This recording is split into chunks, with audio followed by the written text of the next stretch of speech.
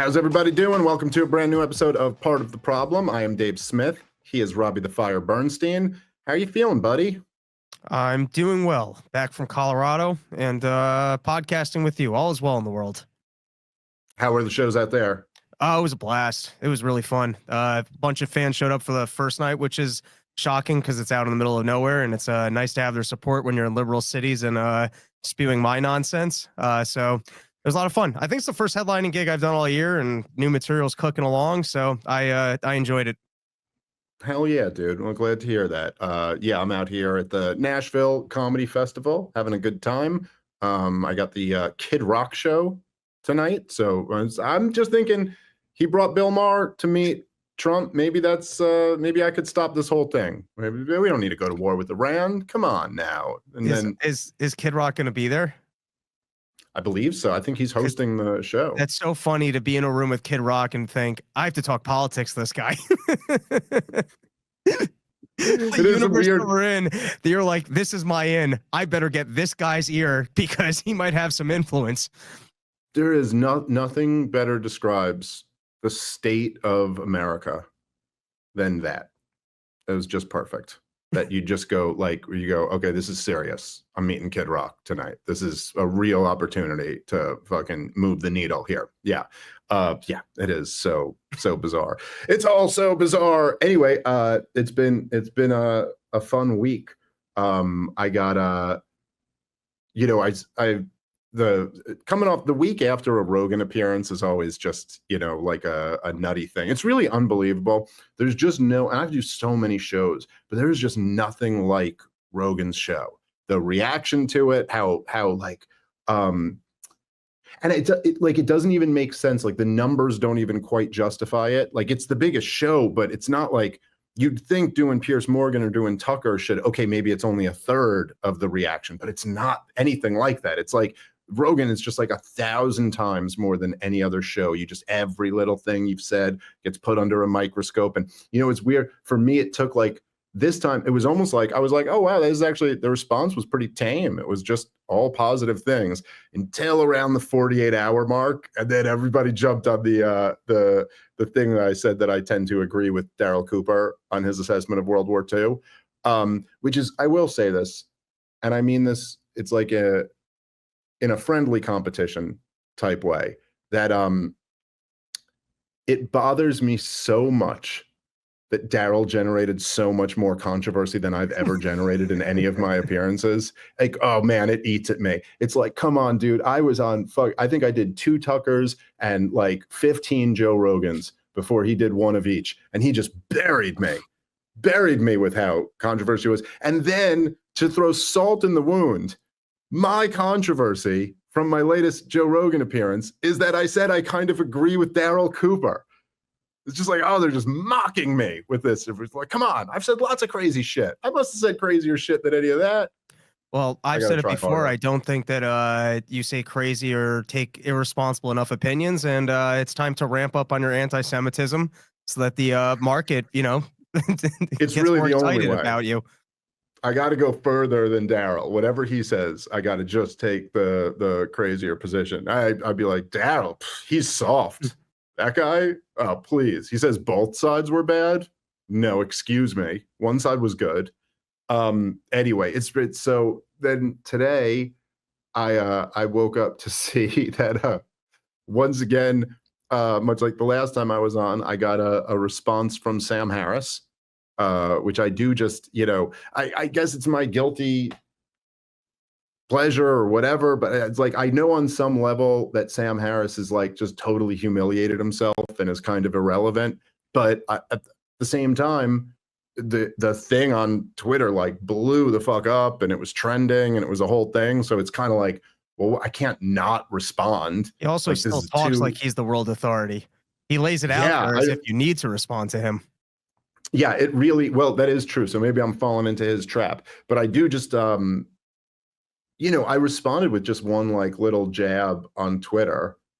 And then, then I get people going like, oh, we'll actually respond to what he's saying or something like that. So like, okay, here we go. Even though he's not saying much, it's like, there's something guilty about it just feels like every time he says something about me, I just find myself in the position of feeling like I'm dunking on a retarded third grader.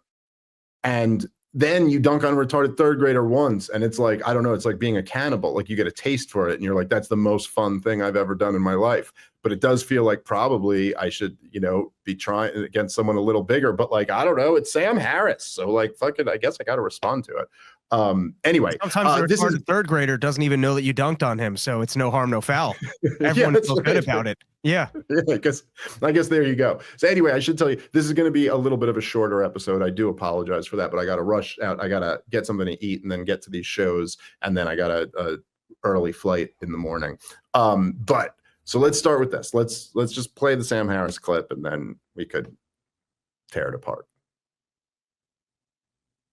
Joe is a genuinely good guy who wants good things for people, but he is honestly in over his head on so many topics of great consequence, right? When he brings someone on to just shoot the shit about, how the Holocaust is not what you think it was, right? And maybe Churchill's the bad guy in World War II. Just pause it already. Or he's got Dave Smith, Here, pause it and bring it back a little bit so we could hear the part about me. But like, it's just there's just no other way to like describe this. It is intense dishonesty. I mean, just like it again, it's the thing that I always say, like I was really confronted with when I debated Chris Cuomo. I've been, I've had this experience like on Twitter and stuff like that, but that kind of almost feels like it's a whole different beast. But there is something about like that. I think a lot of people who are decent people, or regular people, almost have a tough time because there is like a naivete that comes along with innocence or something like that, where you're just like, oh, you're just a fucking liar.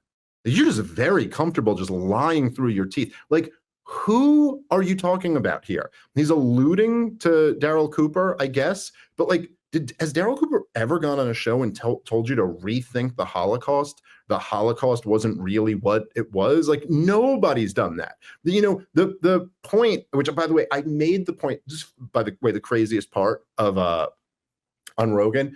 So I say on the show, and I was like, yo, I'm like totally making this so clear that no one's going to be able to fuck with what I'm saying right now, because I'm making such a narrow point. But I went, look, like, when Daryl Cooper was on Tucker Carlson's show, the thing he said that generated all this outrage was he goes, I say this to my buddy sometimes to kind of prod at him, and he's an Anglo, so he takes this stuff personally, and I'm being hyperbolic when I say it, but I say to him, I go, Churchill was the real villain of the war. And then he caveats it again and goes, now I'm not saying he committed the most atrocities or killed the most people, but he was most responsible from this thing going from being a war in Poland to being the worst thing that ever happened in the history of the world that we now know as World War II. And then everyone who responds to that goes, he said Churchill was the real villain of the war. And you're like, this is just already so dishonest. Like, when someone says they're being hyperbolic, the point he's clearly making is like, Churchill mishandled the war. Okay, so take on that argument. But then, anyway, people still just clipped that and went, Dave saying Churchill was the real villain. Like Jesus Christ, dude. I mean, the levels of dishonesty are just crazy. But Sam will just go a step further and go, he's telling people to question the Holocaust. Just made it up. He knows that's not true. He knows nobody said that. Ian Carroll didn't say that. Daryl Cooper didn't say that. Has anyone ever gone on Joe Rogan's show and said, hey, listen, man, let's really look into this. Like, the numbers don't add up to 6 million or something like that. Has that ever happened? No, it's never happened. But they'll just say that intentionally to just poison the well so that you already think of this as just like, oh, these are really bad people who are clearly sympathetic to Adolf Hitler and clearly don't believe, like, either they don't believe he committed these crimes or they're all for that he committed these crimes. It's just, I don't know what else to say about it. Just intensely dishonest because he's a liar. I don't know. Let's keep playing. Or two. Is that Tucker? Or he's got Dave Smith, being treated as an expert on Israel and Palestine and the history of that conflict and the moral emergency that came to the world's attention on October 7th, and what is appropriate to think in the aftermath of all of that, right? Dave Smith is the only reason why anyone knows what Dave Smith thinks about any of this is very likely because Joe had him on multiple times to talk about it, right? He's a pure misinformation artist, and on top of many others. Okay. And when Joe talks to someone like, okay, I'm a pure misinformation artist. I mean, Sam just started this with a fucking blatant lie. I mean, why is that not misinformation? Like, goddamn, like, hasn't that term just been discredited enough along with Sam Harris and his fucking reputation? But like, I'm the misinformation, what did he say? Specialist? Okay, I mean, artist. Okay, you just started this by saying that who is questioning the Holocaust? So how am I pushing misinformation? And then, look, like I said about this last time when he does the exact same thing, it's like, I mean, look, I'm not the expert. I'm not. And if people have a perception about me that I'm like the expert on the history of Israel Palestine, where like, I mean, I don't know, I'm explicitly telling you that I'm not. And so if you have that impression, then I don't know what to say. But the thing about it is that really I don't have to be the expert, because it's really easy to poke holes in Sam Harris and other liars' bullshit. I just know enough to poke holes in all your bullshit. That's essentially it. You don't need to be an expert to do that. In the same way as I wasn't a fucking, a virologist, but I could tell you that Sam Harris was full of shit the whole time about COVID. I could tell you that lockdowns were going to have way bigger costs than benefits, because you don't really need to be an expert to do that. And what he means when he says that, I'm presented as an expert is me and Joe have conversations. That's really what's happening here. He's furious about it because the shit I'm saying is resonating with people. And I do have really good arguments. And you don't have to be an expert to have really great arguments, as it turns out. I'm proof of that. And so, then for him to go on and say that, so this was the only thing I said on Twitter, that I was like, Sam is correct, that the only reason people know who I am is because of Joe Rogan. And I said I really should have earned it the good old fashioned way by having my mother create the Golden Girls. I just do think there's something funny about someone born with a silver spoon telling somebody else who's like a self-made guy that they really aren't. The only reason anyone knows who you are is because of Joe Rogan. It's like, first of all, that's a huge reason why people know who you are, Sam Harris. That's also like, so what? Yeah, that's right. Joe Rogan blew me up. That is true. Okay. The only reason why people know who Jerry Seinfeld is because of Johnny Carson. And the only reason why people know who almost everybody is because they got some type of break. But the point is, then you got to do something with it. And so if I hadn't done, there's lots of people who have been on Rogan who didn't, get a big audience afterward because they didn't do anything with the opportunity.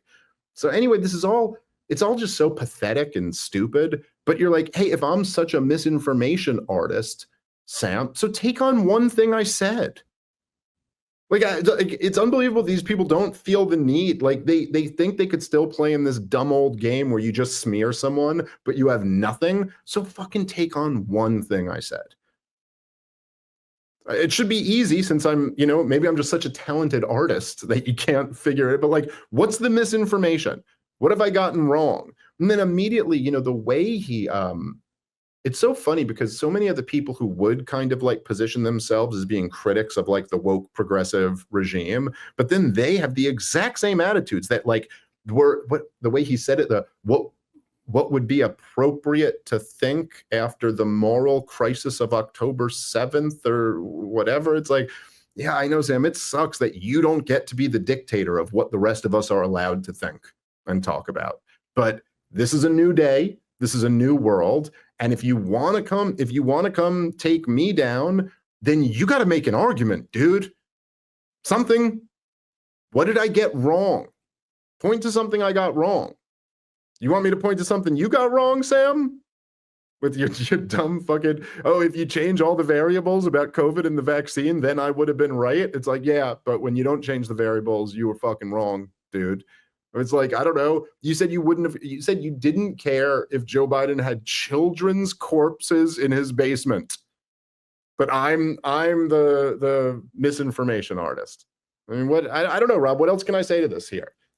He's not making an argument. People are like, oh, you just insulted him back. I'm like, excuse me, what am I supposed to grapple with here? What argument am I supposed to contend with? He asserts that I'm a misinformation artist. I would say I don't think I am. I don't know. Any thoughts on this, Rob? Yeah, that's what stood out to me the most. We've done a number of episodes on this show where someone says something and then we take on what they said and tell you why it's wrong.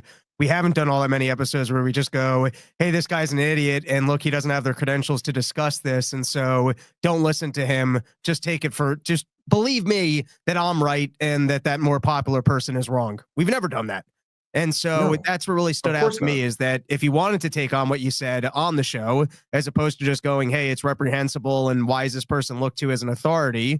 And particularly if you want to defend Israel and Israel's current actions, and you think that you're such a dummy about what you had to say about it, why not give us the breakdown? I mean, if you're so smart and so right, why not contend with what was said on the show? You got 3 hours of Dave Smith talking about Israel, not quite, maybe an hour and a half on Joe Rogan, and then you've got 72 other hours from debates. I mean, I could summarize the top 5 points for you, and then you could take them on. Do an episode. That's an interesting episode. Do one. Take on 1 point. One thing I said. There's something real strange about this this whole appeal to authority that is all Sam Harris has. When you say I'm the authority, and based off of what? Who credentialed you as the authority? Well, that's the thing, right? It's like, first of all, it's like, so Sam Harris, Mr. Rational, logical thinker, Mr. Against emotional thinking and for, like grounded, sober, rational thought. All he can cling to is a fucking logical fallacy, the appeal to authority, as if that means you're allowed. But then you realize like how much this argument falls apart. Like, first of all, Sam Harris, from what I understand, is a neurologist. I mean, I think Brett Weinstein's like made a whole argument about how he's not even that. Like I don't really know. I don't remember. He explained it to me once, but I don't really remember. But whatever. Let's just say it's like, okay, so you're a neurologist. Well, we're not talking about fucking anything in your field of expertise here, right? So are you allowed? Are you allowed to have an opinion on Israel-Palestine? Oh, that's convenient. You are allowed. Well, you're not a fucking Israeli historian or a Palestinian historian. You're not the expert in this field. Like, it'd be one thing, it'd still be a logical fallacy, but it would at least be a more digestible one if like Benny Morris was like, I'm only talking to other historians who have written volumes of books and have, have dug through the primary sources and the firsthand accounts themselves. That's all. And you go, okay, well, at least like the guy has expertise in this area and he's only going to talk to other people with expertise in the area. By the way, he doesn't take that position, but I'm just saying like that would at least be more reasonable than you. Who the fuck are you? Some shit like I fucking if you're writing a book about how the human brain works, then okay, fine, which I read his book years ago on that topic. I actually kind of liked it. But like, okay, that's one thing, but you're not in your realm of expertise at all. So who are you to dictate who the fuck everybody else gets to have a conversation with? And that is, to be clear, that is what Sam Harris is complaining about, that other people are having conversations and they're recording them and putting them out for people to watch them. That's his beef. Okay, so take it apart then. Like, I don't know. My mom, a little bit about my family history, did not create the Golden Girls. I was not born into millions of dollars. I did not have all of the advantages in life that Sam Harris does. And I built my following, and we built our show during what I would argue was an age of pervasive misinformation. We're up again. We're basically taking on the corporate media which is a multi-billion-dollar industry that is permeated by what I would call misinformation artists. Okay. And like if I'm correct about this, then man, this isn't just like one guy who went on a podcast a few times. This was like this entire apparatus. And you know what we had to do was we had to tear apart their arguments over and over and over again. That's what we had to do, and make like compelling, tight arguments for why the claims that they're making are bullshit. I didn't just get to say, oh, they're all misinformation artists, so shut them down or whatever the end goal here is. It's like, no, you have to actually take them on. You have to, take on what they said. How many hours have we spent doing this? Playing the clips, responding to the claim, doing research on it's like Sam Harris just feels like he can do none of that and then just say, I'm above all of it. It's fucking lame. And there's a reason why this shit doesn't resonate with people. Okay, let's keep playing the rest of the clip because there's a few little bits in here that were great. Trump or Tucker Carlson or any of these other guys who lie as freely as they breathe and doesn't push back against any of their lies. In fact, in Trump's case, really fairly energetically helped put his lies into the most plausible possible shape. It is irresponsible. I mean, it is directly harmful. Our society is as politically shattered as it is, in part because of how Joe has interacted with information. Again, I don't think this is. I think a lot of this is inadvertent, or maybe all of it's inadvertent. Just pause again for a second. But sure. It's just his constant theme is that there needs to be a class of people that are lording above you, and I should be that class of person. Very convenient. Yeah, I mean that's right. That's truly his narrative. It's just an appeal to society can't just have freedom. There needs to be someone who can actually orchestrate, make decisions, disseminate the information, and then conveniently, I guess the process should just be Sam or whoever Sam anoints for that role.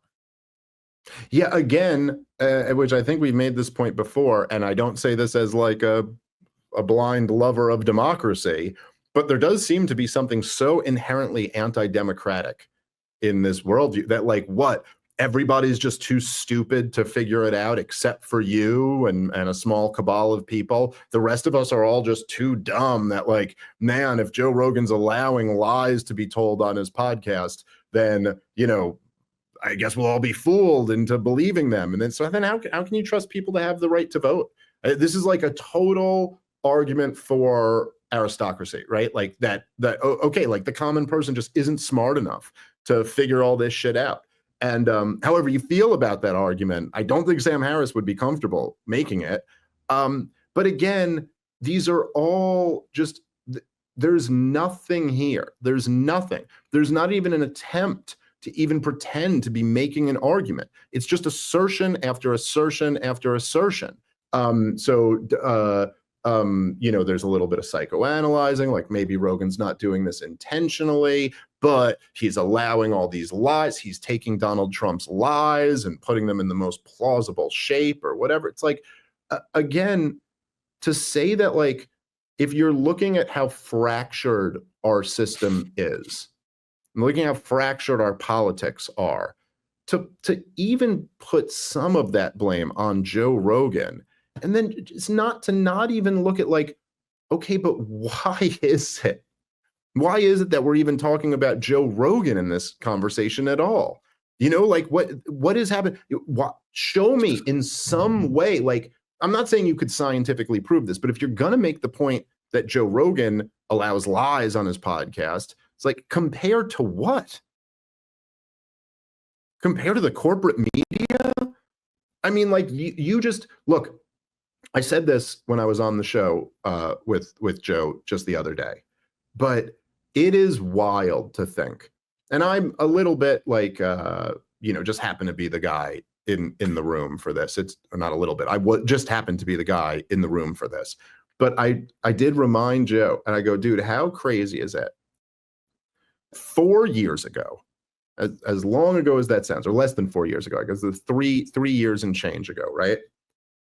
The fucking huge controversy from our podcast was Joe Rogan telling young people to be healthy.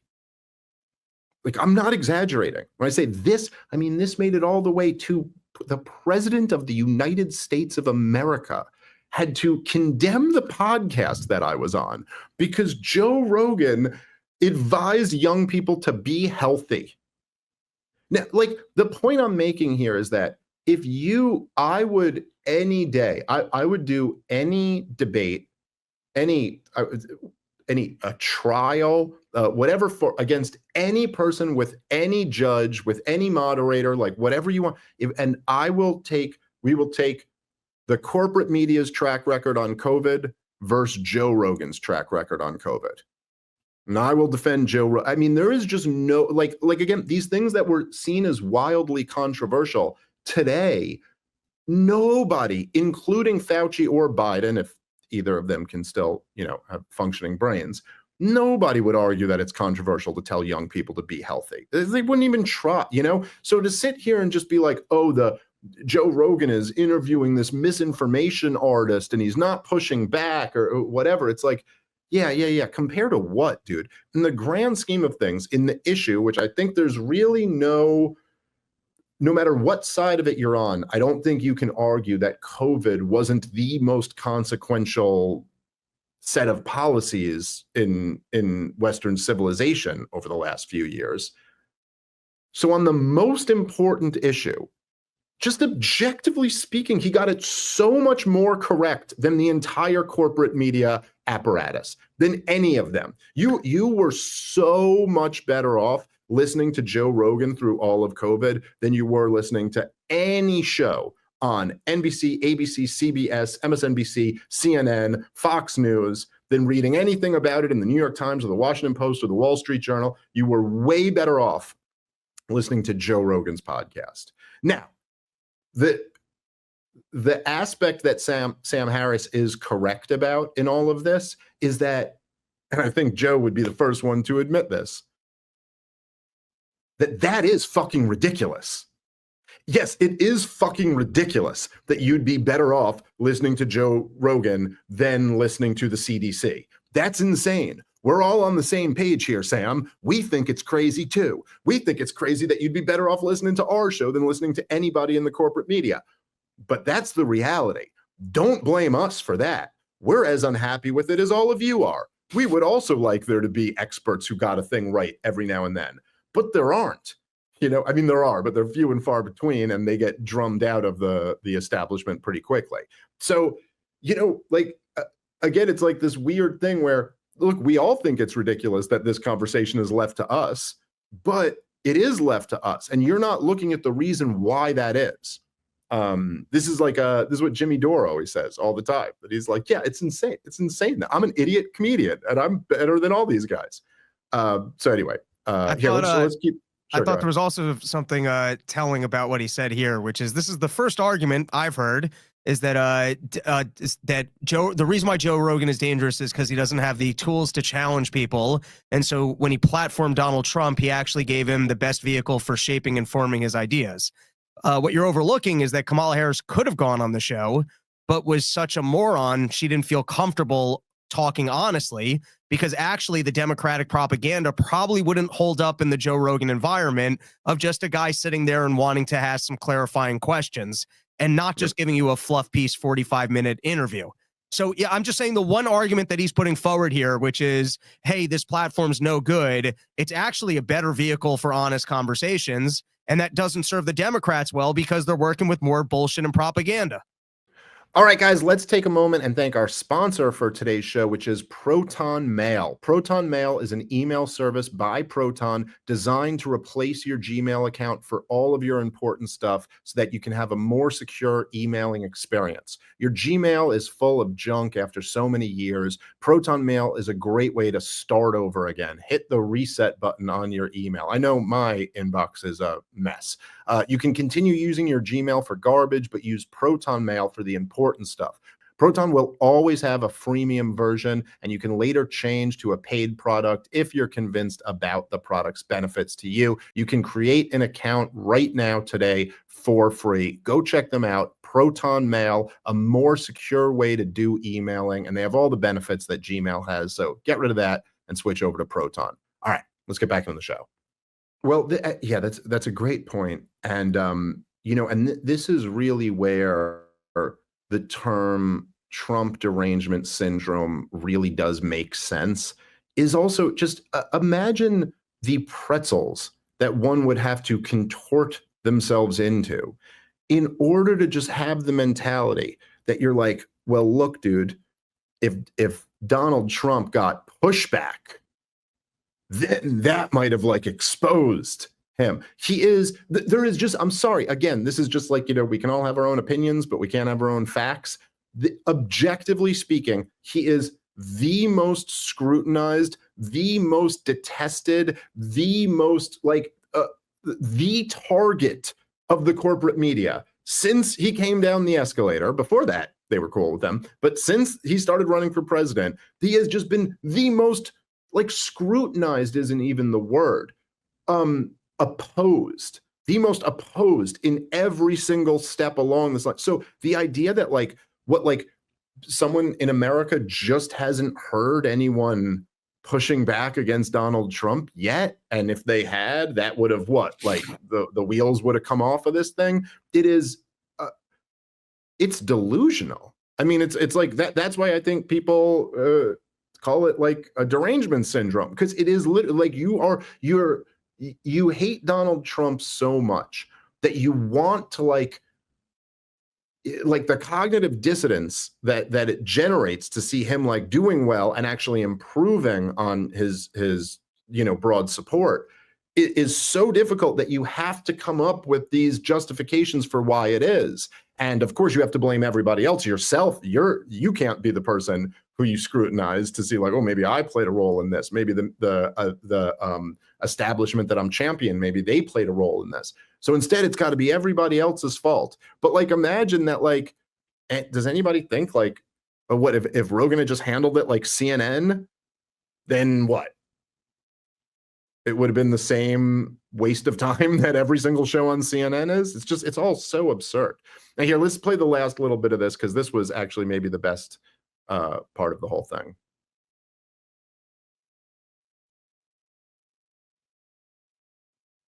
It is also avoidable, right? He could actually take the responsibility that really is his to take at this point to get his facts straight and have someone other than Jamie there riding shotgun with him. Where, I mean, he could have two brilliant journalists whose full-time job, he could pay each of them $1 million a year just to sit there and do and make sure he doesn't put his foot in his mouth in a colossally irresponsible way, right? I mean, it's like it would be very simple to do a better job. Yeah, so imagine those words coming out of your mouth. I mean, talk about being just removed from reality is an understatement, like catapulted into another stratosphere from reality. I mean, it is, imagine if only we had a couple of journalists fact checking and calling out misinformation. That would change. That would really change the landscape, right, Rob? We haven't had that. Which brilliant journalists are you talking about here? And by the way, like, I guess I'm not like, in theory, if Rogan wanted to do that, like have two brilliant people who were fact checking who we pay, maybe that's a good idea. But like, who are you talking about, Sam? What, the same corporate journalist fact checkers who are at CNN and MSNBC? They should be of the Joe Rogan experience too. That sounds like a great recipe to make people not want to listen to the show anymore. The whole point is that we've all rejected you. This is the thing, Sam. Like the same way you started this video when you said Joe Rogan is having people denying the Holocaust on the show. Remember that? Remember how you're a fucking liar? Okay. We've all assessed this shit and we've come to the conclusion that you're a fucking liar. We don't trust you. That's why people trust Joe Rogan more. They're like, this is the whole thing. And you can't, it's just like, you got to pretend that none of that exists. You go, oh yeah, we could hire a couple of journalists to be fact checkers. Again, the distrust in the corporate media was not always like this. They had the biggest head start that you could imagine. Joe Rogan put a couple of microphones up in like an old office, like like area in California, and started just talking to it and posting grainy video footage online. That's how the show started. Okay, all of these big companies that we're talking about had skyscrapers in American cities all around the country and budgets in the tens of billions of dollars. You had all the advantages in the world with all your journalists and all your fact checkers and all trying to control misinformation. And when you had that, you lied through your teeth, just like Sam Harris started his video here, lying through his fucking teeth so much and so to such an absurd extent that everybody figured it out. Everybody figured out that you're not to be trusted. And so now they don't trust you.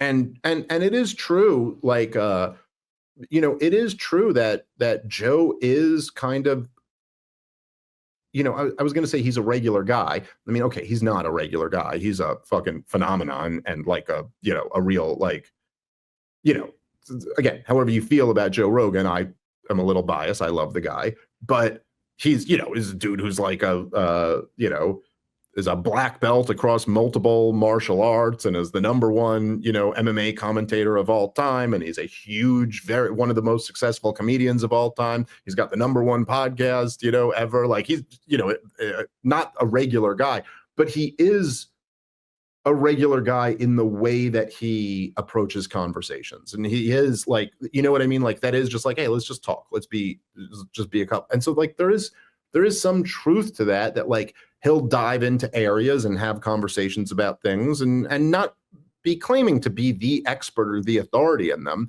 But again, it's like, do you not get that? That's what people found refreshing about it, is that he's not fucking lying. He's authentic. He is who he is. And that's why he's the number one show. It's funny that like a lot of these people, when they're trying to go after Joe, they talk about it almost in a way that leftists talk about economics. Like they talk about it almost like it's a given that he's the number one show.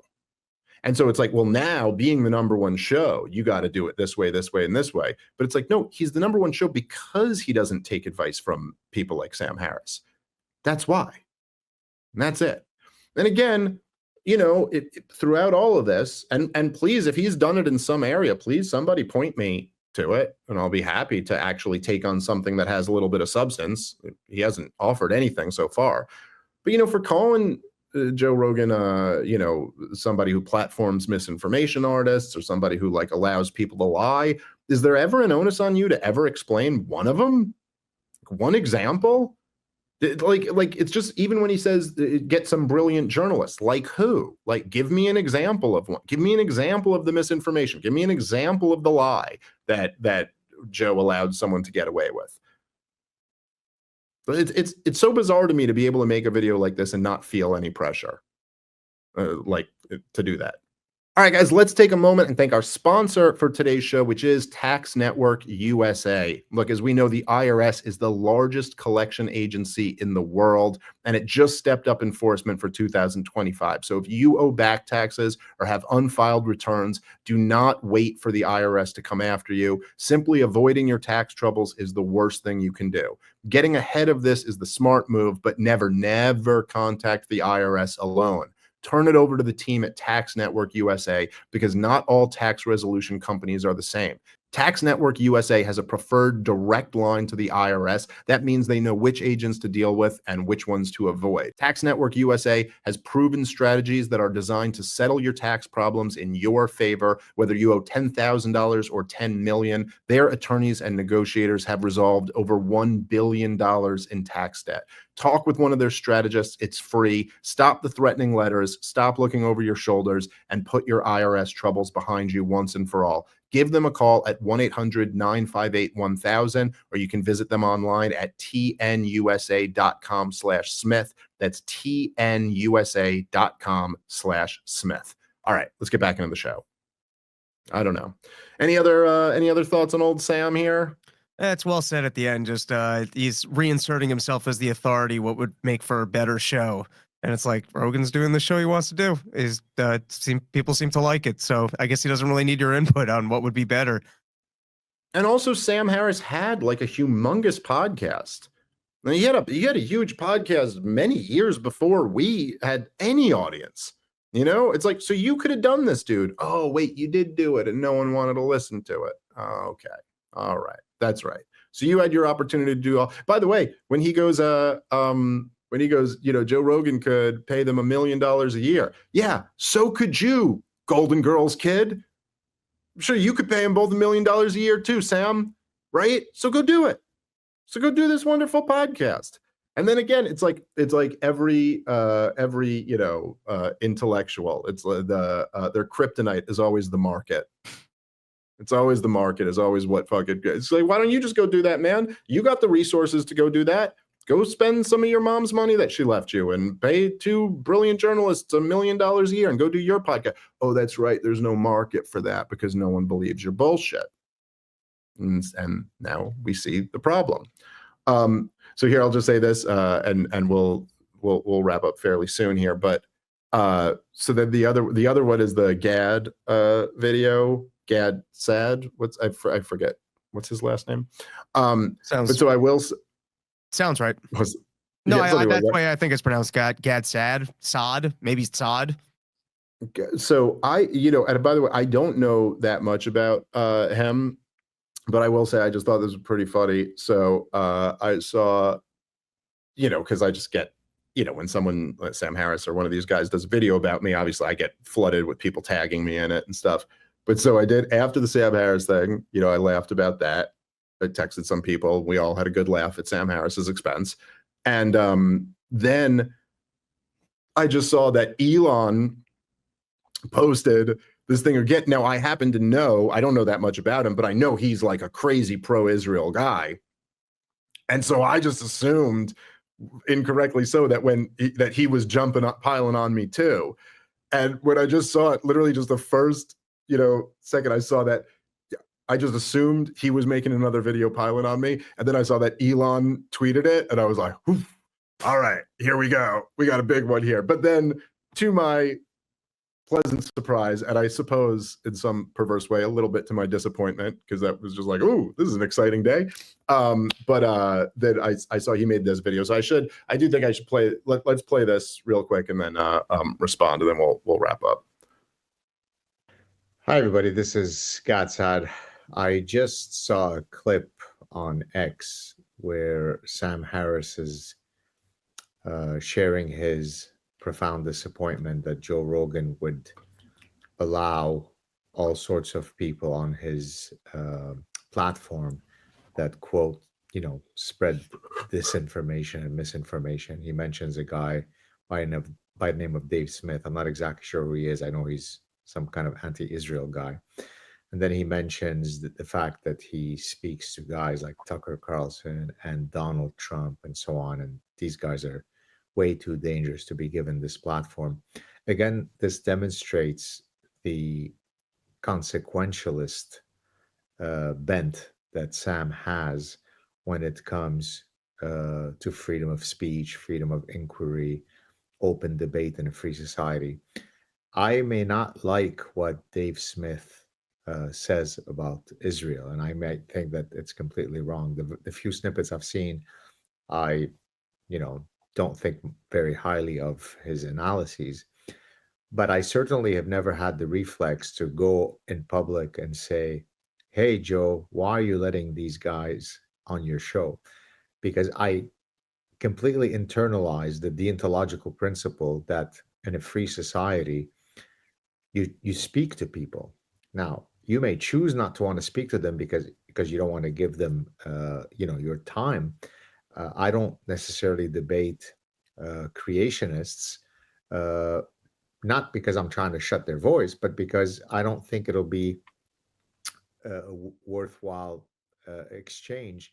All right, we could stop the video. I mean, I honestly think that pretty much kind of covers the point. You can kind of see where he's going with that. Now, I will say, I appreciated that that Gad said that, and I think like that's basically, I think he's essentially right. You know, like, and I would just, you know, I said something, by the way, I said something on Twitter, like just saying, hey, I appreciate him being principled. And then a bunch of people were like jumping on me, like, he's a Mossad agent and he's pro-Israel, he supports genocide and all this. And you're like, okay, guys, like I'm not speaking to the broadest scope of everything he's ever said or believed. I don't know that much about the guy, just like he doesn't know that much about me. I don't know that much about him.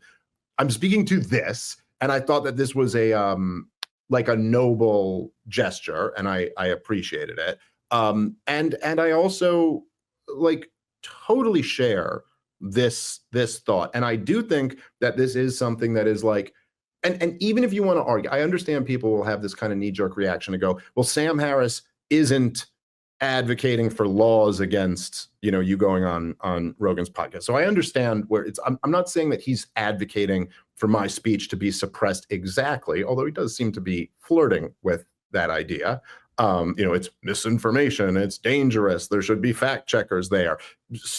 Seem to imply that Rogan shouldn't have me on at all, where he's like, the only reason why people even know who this guy is because Rogan has him on. But what I do really appreciate about Gad's sentiment here is that, you know, I feel the same way.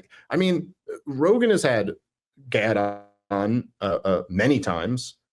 He's had Sam Harris on many times. He's had Ben Shapiro on. He has Mike Baker on regularly. He has Coleman Hughes on. I'm sure there's many more that I'm just not thinking of. But he's got a ton of guys who have really explicitly argued the pro-Israel side. And I've never even dreamed. And part of this is just the power imbalance. You know what I mean? Like, we're just so up against the machine that we would never even think like, you should be silenced. You know what I mean? But there's never been part of me that's been like, oh, you should have shut that down. You should have had an expert calling out misinformation. Hey, Joe, you didn't push back at this point or this point or this point. My mind never even goes there. That's just like, if anything, I'd be like, oh, I hope I can get back on and respond to that. You know, like I don't, because unlike, you know, there is like, I get Gad's point. There is something consequentialist about it.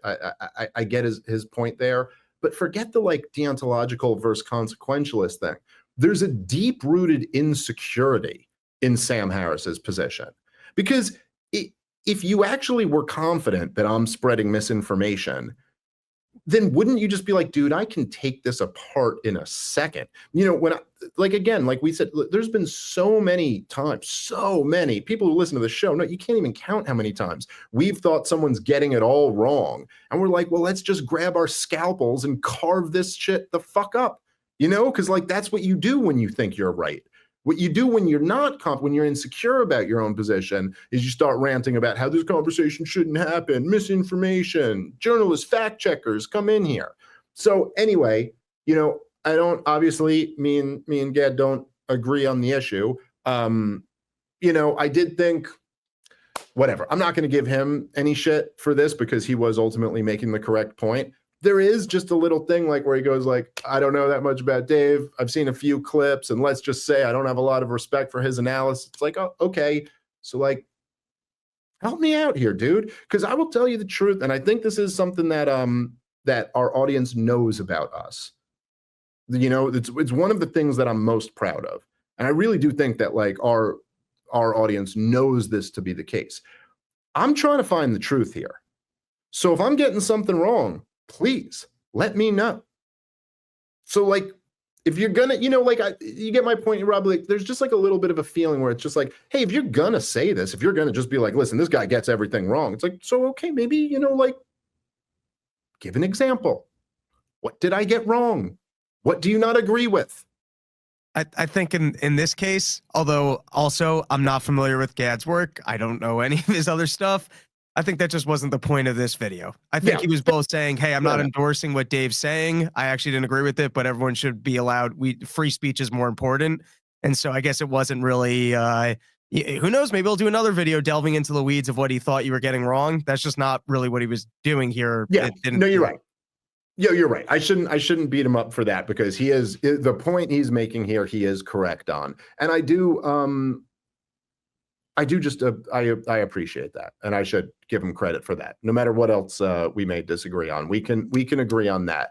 Yeah, like it also is just like, look, free speech is a value in itself. And then on top of that, there is like kind of, maybe this is the consequentialist argument for it, or just the more practical argument. But it's like, well, what else are we gonna do here, dude?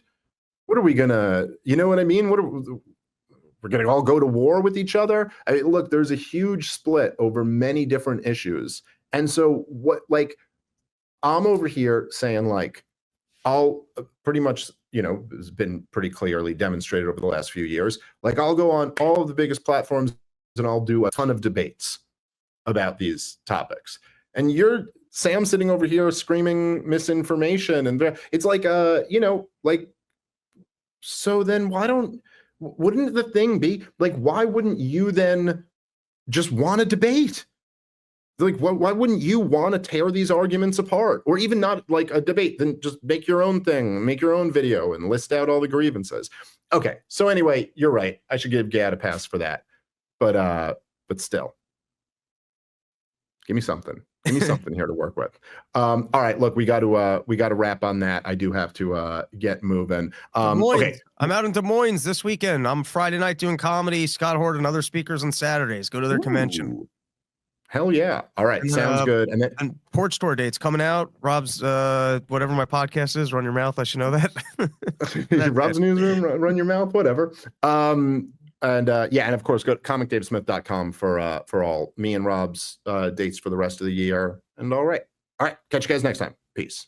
Everybody, welcome to a brand new episode of Part of the Problem. I am Dave Smith. I'm very excited for today's show. Real quick, before we start it, tomorrow night, me and Robbie the Fire Bernstein will be in Chicago, a live stand-up show and a live Part of the Problem podcast at the Chicago Zanies. And then Friday and Saturday, we will be at the Rosemont, the Zanies in Rosemont, which is like just outside of Chicago.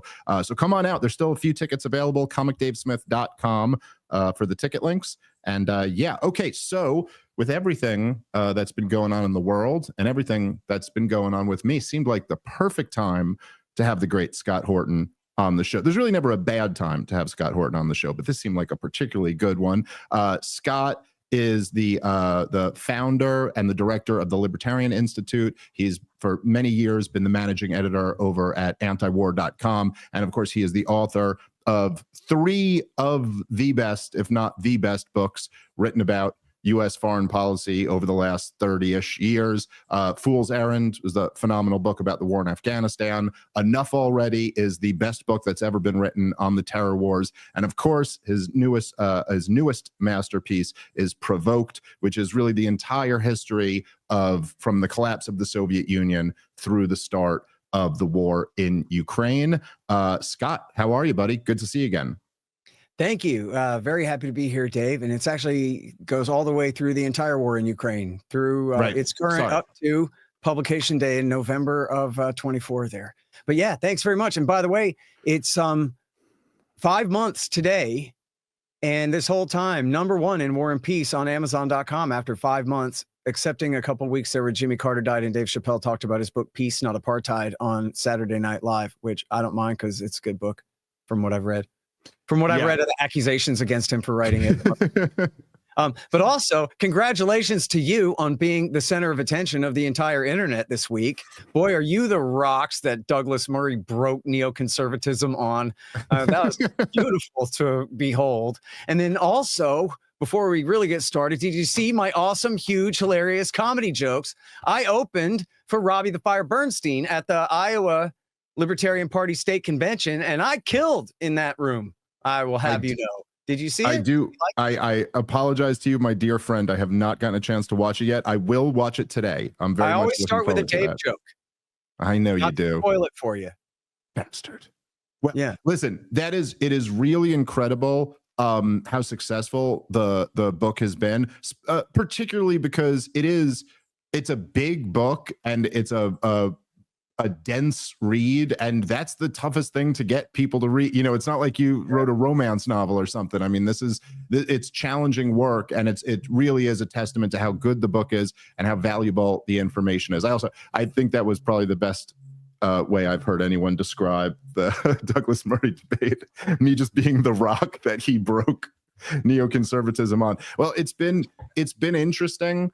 And it is, me and you were talking on the phone last night, and you were telling me about the poll, which I did after we spoke. I went and looked up, but it is interesting, the polling on support for Israel, and particularly amongst the young generation, how it's kind of, in a sense, letting us know what we all kind of knew, but that this is just, it is, you can't overstate how profound the gap is between the way our parents' generation viewed Israel and the way moving forward Israel will be viewed. It's just, like this war really did change all of that. And so it's a very interesting time to be in the middle of all this action. Yeah. I always thought that Israel, like their foreign policy, and I guess, right, the Austrians would explain that all governments are like this, and the more democratic, right, like Hoppe says, the quicker the time, the turnover rate in the people in power, the shorter their time preference. But it seems like Israel, even with long-serving Benjamin Netanyahu, it seems like they always have the highest type of a time preference, right? Yeah. Where, like, for example, they'll say, we need you to attack Iran for us because we think that's in our interest, where they're not looking at what are the American people going to think and how are they going to feel about Israel lying them into another war, another major war in the Middle East that's for Israel's interests and absolutely against America's interests. And how do you expect that to play out over the next few decades when their little nation state is wholly dependent on ours? Don't they care if we hate them or not? I mean, I still got a chip on my shoulder over them lying us into Iraq War II. And of course, it was the Israel lobby led by the neoconservatives that pushed for Obama's dirty war in Syria 10 years ago. Now they got us fighting again more on the side of Al-Qaeda in the Arabian Peninsula against the Houthis in Yemen, the guys that tried to blow up the plane over Detroit on Christmas Day 2009. And I mean, hell, you got Jolani and Al-Qaeda now taking over Syria. I don't think any of this is in America's interest, Dave. And it seems like, and then what's their answer? To call me a vicious anti-Semite and try to censor me, right? You can't say that. You're not allowed to talk about that. I read one this morning about there's a lady, you have young kids, you might know her. Her name's Miss Rachel. And she I do know who she is. Yeah. Yeah. So she plays around Muppets and stuff and does like childhood education type things, learning how to count to 10 and this kind of deal. But she did a little thing about how she feels bad for the people of the Gaza Strip. And the Stop Anti-Semitism account on Twitter said, come on, everybody, let's all mass report her to the Department of Justice for being an unregistered agent of a foreign power. And let's try to get the FBI to open an investigation on Miss Rachel. And I'm saying, listen, I think that might do you more harm than good. Acting that way against your greatest benefactors, the people of the United States of America.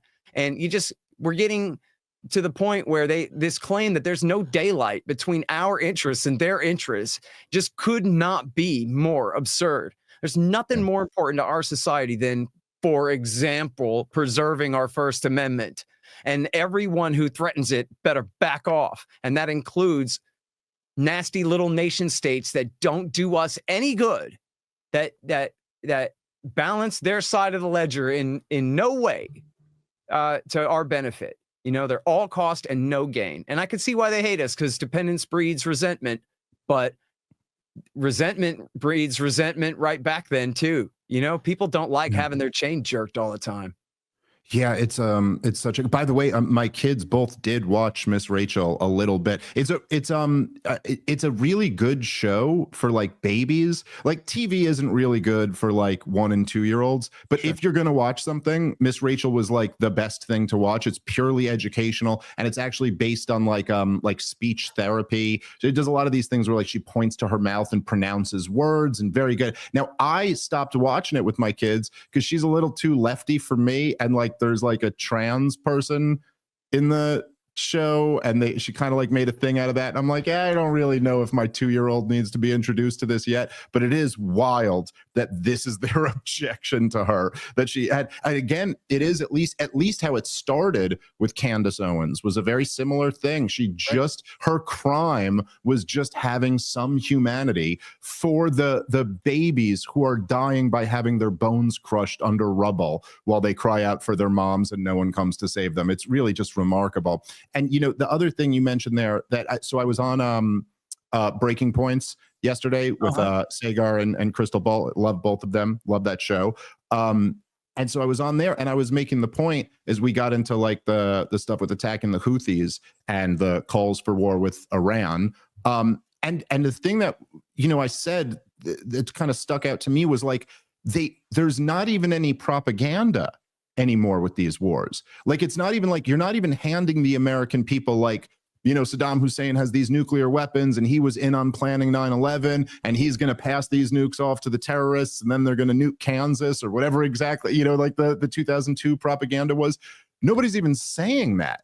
Like, nobody's even claiming that like there's any conceivable way in which the Houthis are going to attack the United States of America. Because I mean, it's just too ridiculous to even claim that. I guess even for them, it's too ridiculous. And nobody's like seriously claiming that Iran is on the verge of attacking America. It's more like, obviously, all of these wars were on behalf of Israel, but it's just more blatant. Like, it doesn't even seem like there's a propaganda apparatus to try to persuade you that this is actually in America's interest. And then, to your point there, and this is something I probably should have done a better job of articulating in the debate with Douglas Murray. But, when he says to me, oh, you can't mention Paul Wolfowitz because, you'll be concerned with what festers up underneath there or something like that. It's like, okay, even if that is the number one concern, which I don't think should be the number one concern when children are being slaughtered, but okay, if the concern is we don't want to see a rise in Jew hatred, it's like, well, what do you think getting in another war blatantly for Israel is going to result in? What do you think telling people they're not allowed to talk about Paul Wolfowitz is going to result in? And I feel like this is something, it's like the old Ron Paul Giuliani moment. It's a through line through all of your work where it just seems so short-sighted, high time preference, if you will, for people to not realize that these actually, like, if that is your concern to not see a rise in Jew hatred, well, geez, we've seen a big spike in it over the last 18 months. I wonder what could account for that. Yeah. And what do you think is going to be the result of this next war? Yeah, seriously. Hezbollah isn't going to do it. Oh, wait. Hold that thought, Dave. Let me just spin you real quick and just tell you why it's okay and we got no choice and you got to believe. It's just not going to work. Okay, fine. Then you hate Jews then, Dave. That's not going to work either. It's already not working. And I guess for some people, they say, okay, fine, I guess I do, or that kind of thing, which is a huge mistake. But overall, that doesn't play. I mean, the United States of America, there's no organized political force of anti-Semitism anywhere. Give me a break. And leftists, maybe even the ones who are the most extreme toward in favor of the Palestinians, they're still civil rightsy type people, right? So they're not, if they pick on Jews, it's because of their whiteness, not because of their Jewishness. You know what I mean? So like, it just doesn't stick, these false accusations. You know what I mean? When as everyone watching this knows, including the people I'm referring to, anyone who actually hates Jews on the internet will tell you that that's exactly what they want. That's exactly how they feel and how they want you to feel too. And so, like, have you ever encountered like a secret anti-Semite who like pretended he wasn't for a long time and then finally he admitted it or something? Like, I don't know of anybody like that. You know what I mean? And people, and when you're a libertarian, that makes you an individualist. And so that makes you immune from any kind of collectivist hatred of anybody anyway. So that's one of the major benefits of libertarianism, right? Is you make sure never to put your cart before your horse or any of that kind of stuff. Yeah, no, that's exactly right. And it does, like, again, there's a weird thing where, it's not as if like in a vacuum, there is some, if I'm being charitable, like there's something to the point that Douglas Murray was making about how like, okay, now that the expert class has been discredited, You have all this kind of completely decentralized world of, people and putting ideas out there, and they could be turning over rocks that either are like, that's probably a dangerous one to overturn, or they could be overturning something which me and you talk about, I mean, privately, we've talked about this before, where people are just going down conspiracy rabbit holes and you're kind of rolling your eyes at them like, guys, you just have not done your due diligence on this. And so, like, it's not that there's nothing to that. It's just that we don't live in a vacuum. Like, we live in the world that we live in. And in this, it is interesting to me, and I think this is like a useful framework to almost view these things through, is that just going without jumping to wild conspiracies, just the conspiracies we know about, okay? We were lied into war after war after war for 20 plus years.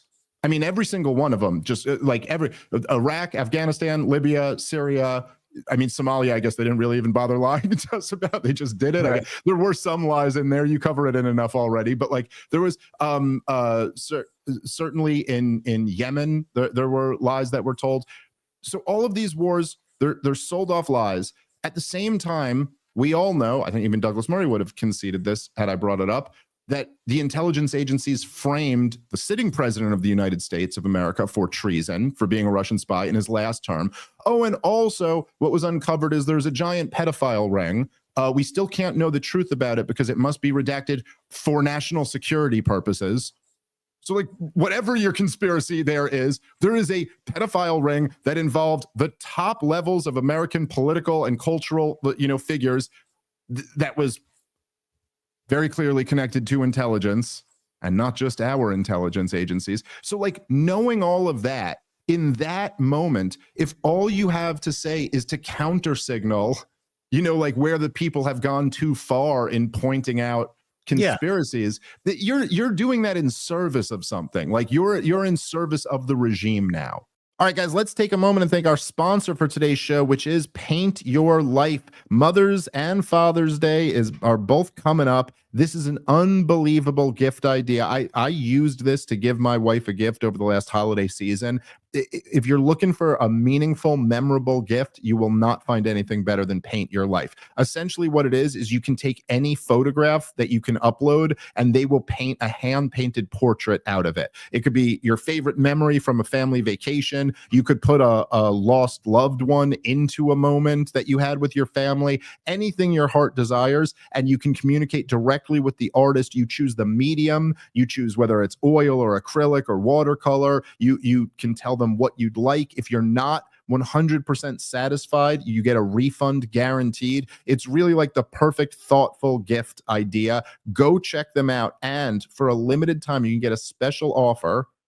If you text the word problem to 87204, you text the single word problem to 87204, you get 20% off and free shipping. Message and data rates may apply. See terms for details. This is the best gift idea you're going to have for Mother's and Father's Day. So go check them out. Text the word problem to 87204 for 20% off from Paint Your Life. All right, let's get back into the show. Yeah, Greenwald, the great Glenn Greenwald, he would always pick on these guys from the NBC Truth Squad, where they would go and debunk like the lowest level, no one cares conspiracy theory trash out on the internet. Like, oh my God, setting the record straight about this thing that nobody even believes that. Nobody cares. Certainly nobody with any power or influence, or you know what I mean? Like not even debunking QAnon, but like debunking stuff that nobody's even paying attention to. Meanwhile, carrying water for the establishment that's lying about everything. You left off, I know, your favorite, which is the U.S. government paying for somebody to cook up this germ in a Chinese lab that then got leaked and killed millions of people and led to all these totalitarian measures and all of this stuff. And they absolutely lied about that, censored everyone who wanted to talk about how it happened and all this stuff the whole time. But then as far as anti-Semitism and racism and conspiracy like quackery. Well, all that happens is people turn like 24 and then they grow up a bit. You know what I mean? Like, give me a break, dude. The whole world, this country is lousy with former racists and former kooks. I was a New World Order, one world government kook, like in the mold of John Birch and all that stuff. Not the literal John Birch, but the John Birch Society stuff, the New American Magazine, circa 1990s. It turned out that wasn't right. And then like turned 24 and I was like, oh yeah, I guess, I was probably jumping to some conclusions there and this kind of thing. And, there are plenty of people who got into politics because of space aliens or because of, loose change, 9/11 crankery or whatever it is. And then they ended up being good on all kinds of stuff anyway. So, I'm not too prejudiced against people being wrong. That was why, I went on, no offense, your friend Noam Dwarman's podcast thing there. And yeah, you have to take responsibility for that for some reason. I'm not sure. That doesn't seem to make sense. Disavow him, Dave. Disavow. And that was his whole thing. It was like, what do you mean that your job is denouncing every other person in alternative media who doesn't agree with you? I was like, geez, that's because my job is denouncing everybody in government who doesn't agree with me and actually has power and influence and does things to people with taxed dollars and guns and all of this stuff. You really think it's my job to police all the alternative media websites? Not to interview the guy that wrote the best article on their site, but to denounce the guy that wrote the worst article on their site? That's somebody's job, like this. Yes, maybe call Abby Martin's little brother, the hall monitor, and he'll go and take care of that for you, dude. But I don't care about that. Give me a break. Well, you know what? Here's the example almost I would use of this, and see if you think this fits. But it reminds me of when the pro-Israeli guys will be saying they'll go, well, look at Hamas's genocidal intent.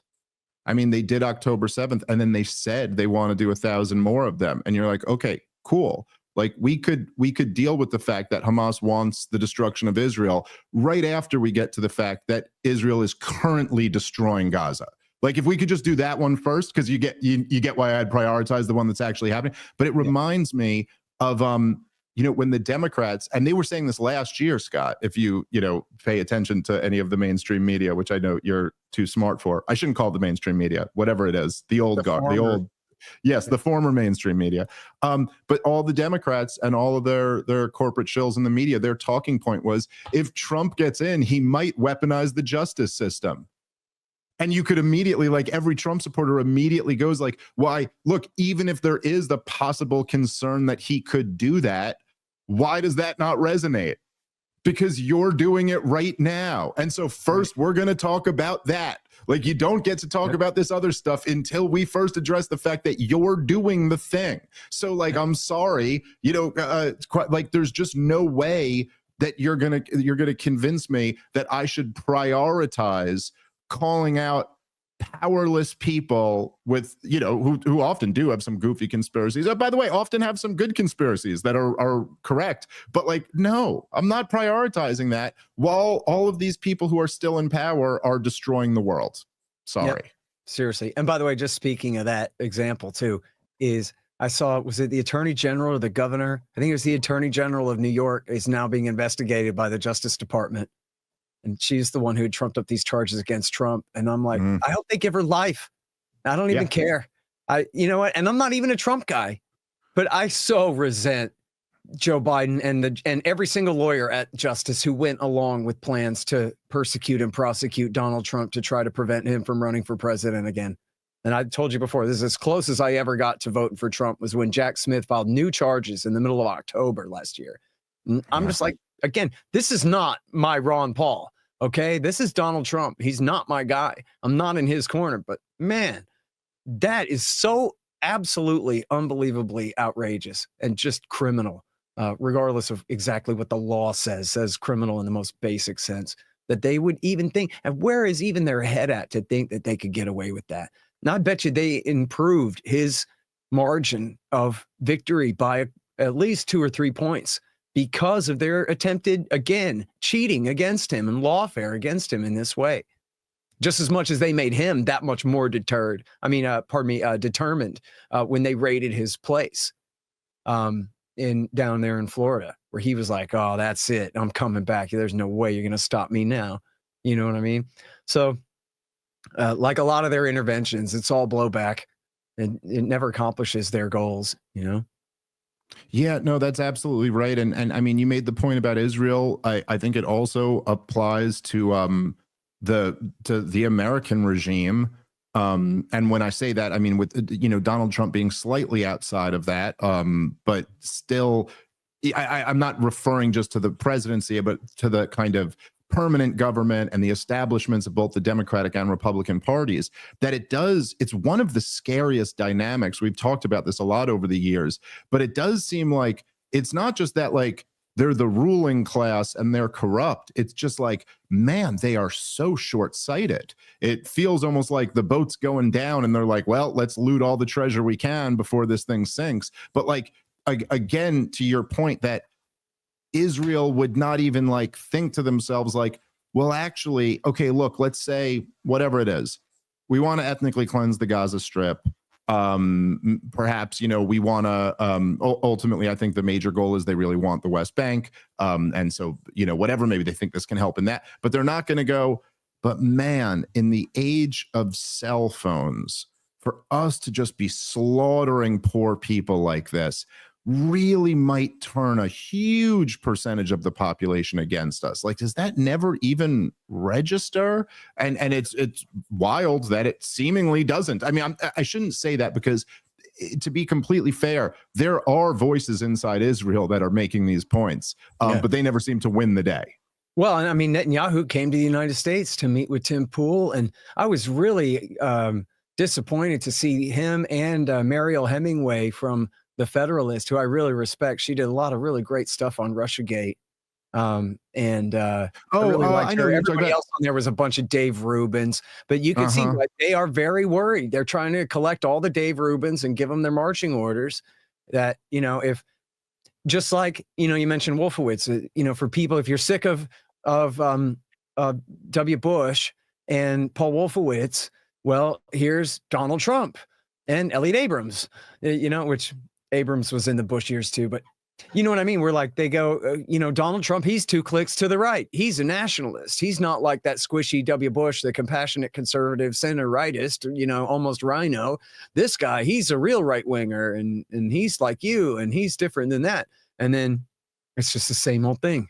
You just get a separate group. You got Continetti, who's like Bill Kristol's son-in-law, and Elliot Abrams, his brother-in-law, instead of Bill Kristol, which I guess Kristol didn't work for Bush, but anyway, you know what I mean. Basically, Kristol hates Trump, and Trump hates Kristol back, but Trump's family's in his government. So, I mean, Kristol's, God dang it, Kristol's family is in Trump's government. So, they get what they want anyway. They just change it up. And so if people are getting sick and tired of Fox News and more they're turning to podcasts, then they'll do whatever they can to turn the new podcast, environment their way. And, I don't know a lot about those others. I know that Tim Pool knows better, for him to, and I liked him. He's had me on a show a couple of times and I appreciate it. And, he's said over the years that like, well, we should just not have anything to do with it. The U.S. should just not pay for either side and we should stay out of it, which is a bit of a cop-out in the middle of America doing what they're doing, but it's almost the same as saying we should stop doing what we're doing. But go ahead and meeting with Netanyahu and saying, yeah, geez, we sure want to help you fight anti-Semitism, which just is code for anti-Israel sentiment in America. We got to do what we can to shore up the YouTube right-wing audience for Zion here. Is, first of all, it's ridiculous. It's a losing strategy. Again, like you were saying before, you guys really want people to like your country. You should try being cool.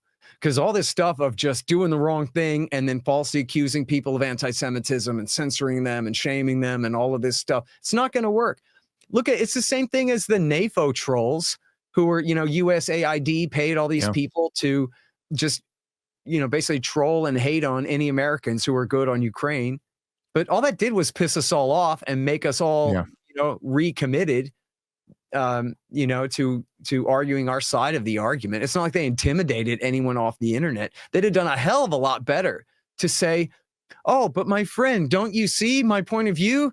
Instead of coming at everybody, turned all the way up to 11 the way that they did. It just backfired on them. And with Israel, it's the same thing too. And like you're saying, it's wild, dude. It's such a good, and I know cell phone footage, man. That's the thing of it. If you just type in Gaza on X and look at the pictures, you can see them every single day. the killing of innocent people. And it wasn't like that in Iraq War II.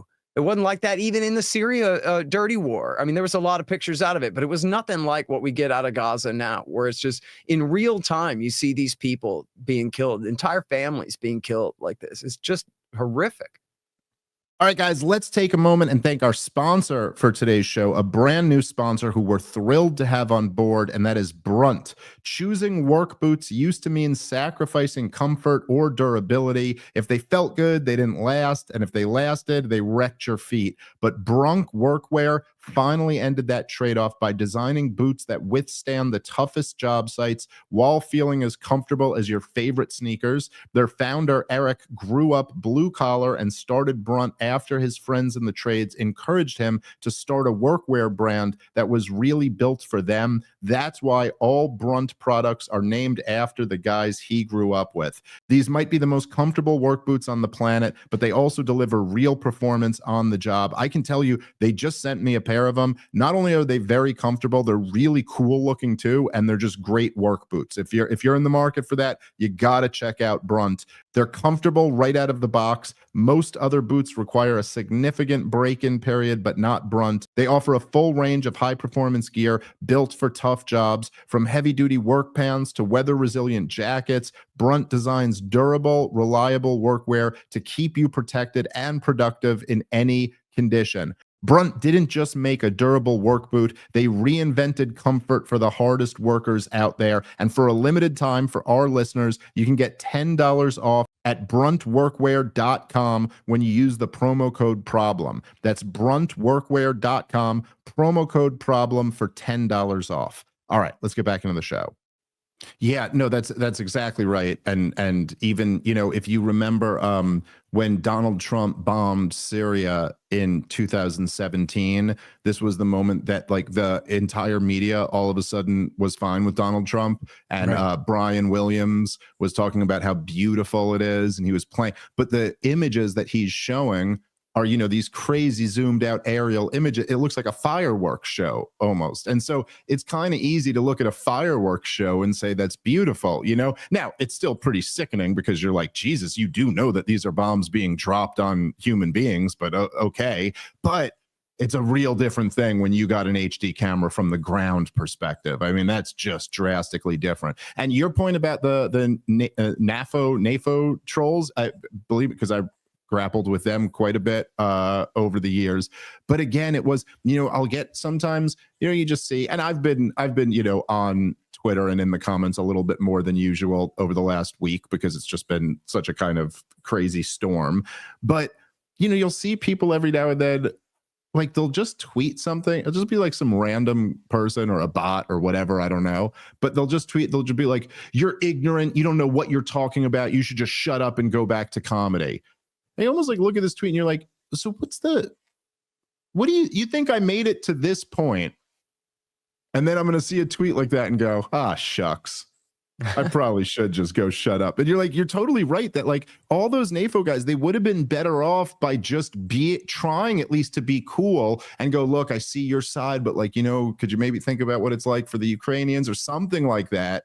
You'd just be better off than just attacking it this way. And, you know, the strategy so far, and look, I do think part of this with all of these things is that there's been a system for so long.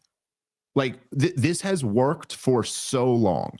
And now it's just a new reality, and it's very difficult for some people to adjust to the facts on the ground. But the strategy of what we're going to do is we're going to call every critic of Israel who's not at all a Jew hater an anti-Semite. And then somehow that's going to like solve this problem, is that all you're doing is just driving more and more people to the consensus that it's insane that you're not allowed to talk about this shit.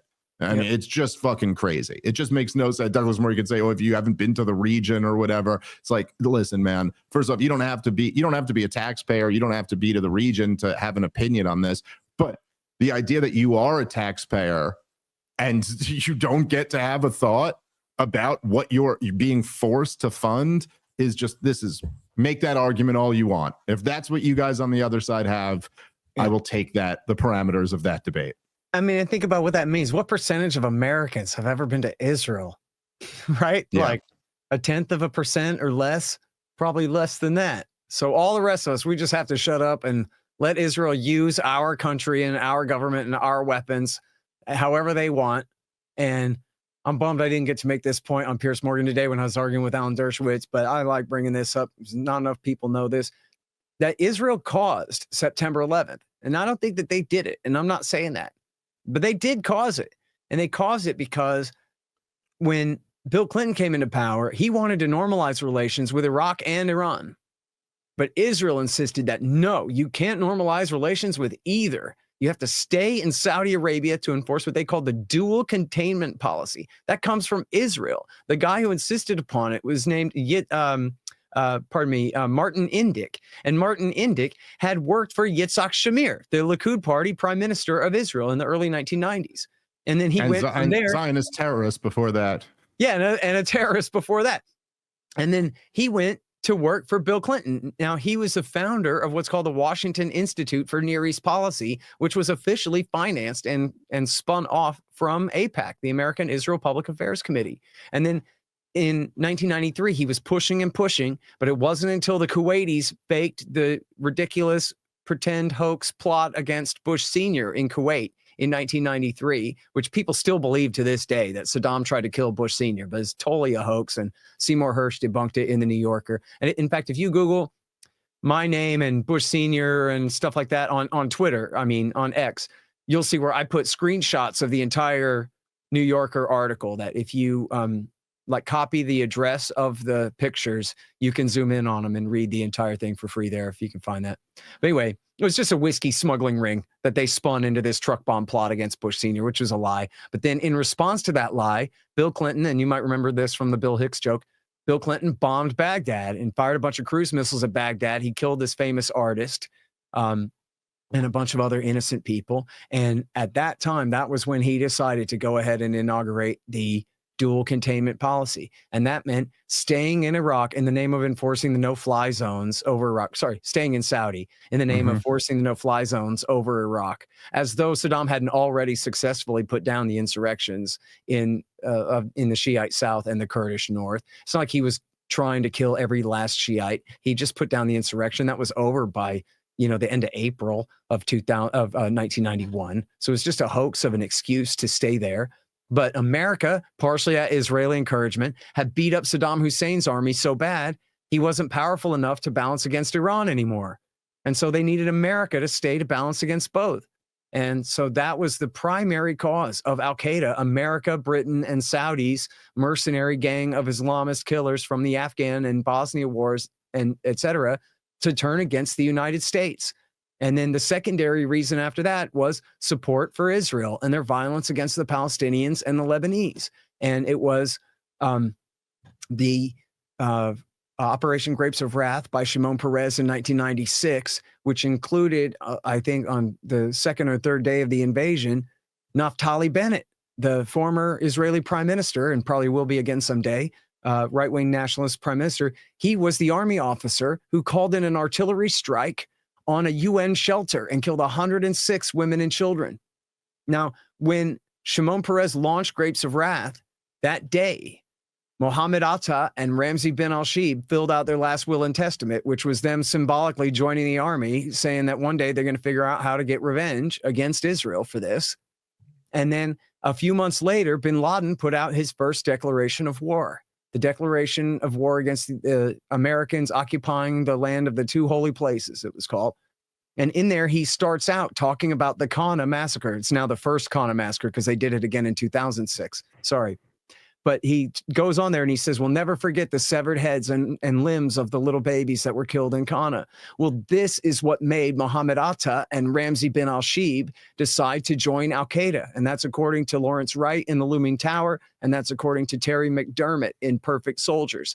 And they said, so here's Egyptian graduate students, upper middle class graduate students studying engineering in Hamburg, Germany, decide to go and volunteer for a Saudi to get revenge on Americans for supporting Israel in Lebanon. And instead of explaining that to the American people, they said they hate us because we're free. They hate us because we're cool. They hate us because, hey, 2001 is the first day of history all over again, and nothing that Bill Clinton did in the 90s could have anything to do with this.